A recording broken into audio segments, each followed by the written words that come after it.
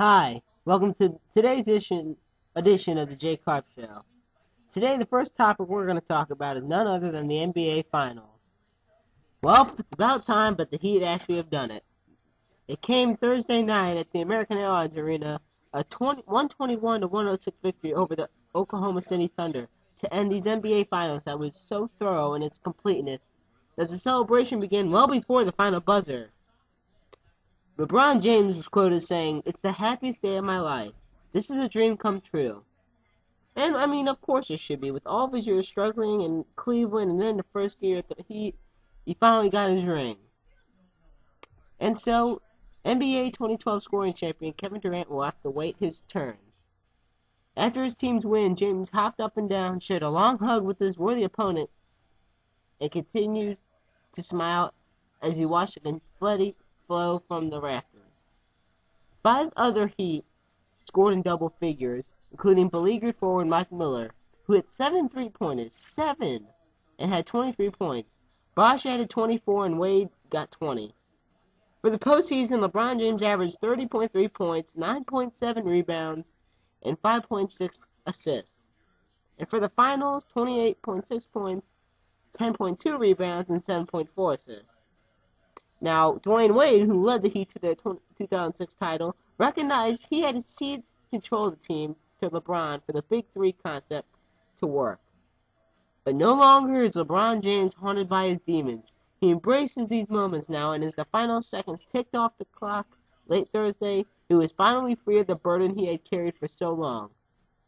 Finally, the world could call him a champion, and rightfully so. Next, we have the Roger Clemens scandal. Nope, strike that. Roger Clemens trial scandal. Roger Clemens on Monday was acquitted of all charges in his lengthy perjury trial, just blocks from where he had been accused of lying to Congress about never having taken performance-enhancing drugs.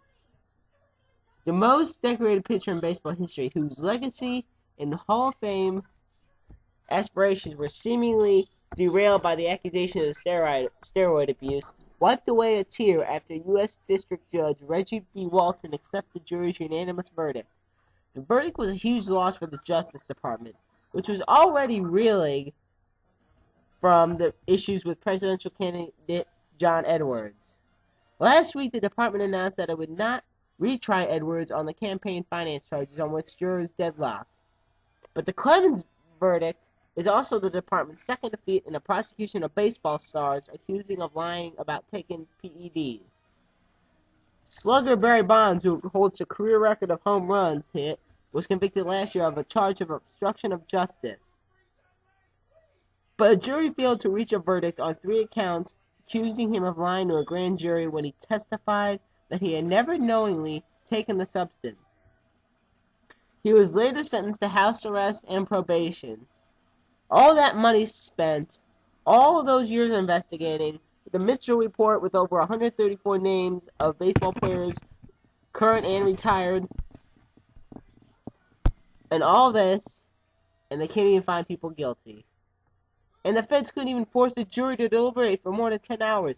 Do you know how many jurors literally were asked to leave, sentenced to leave, who left, came back? I mean, it was an insane trial, and we're just glad it's over.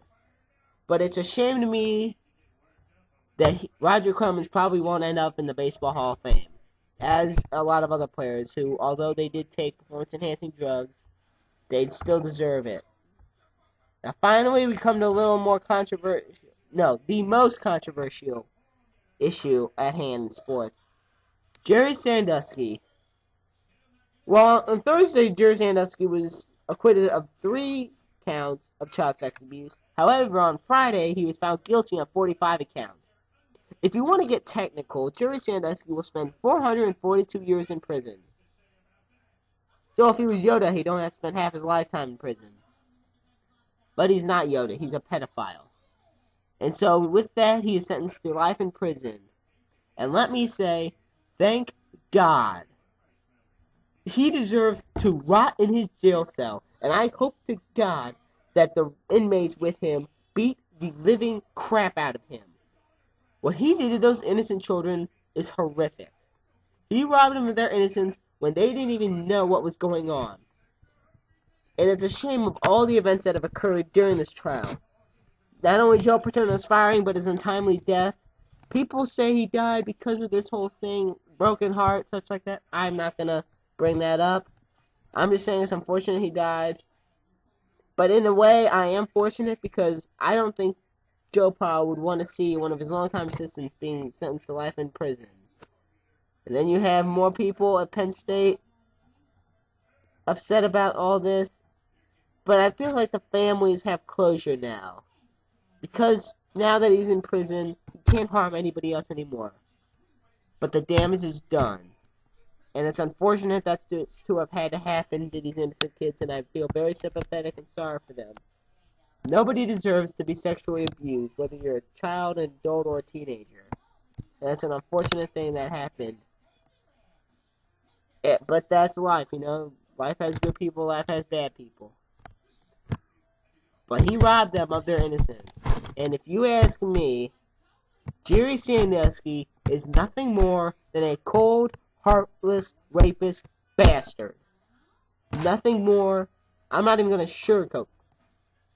I'm trying to keep the language down on what I'm going to say. I could say about him. I could say so many things about him, you wouldn't even believe it.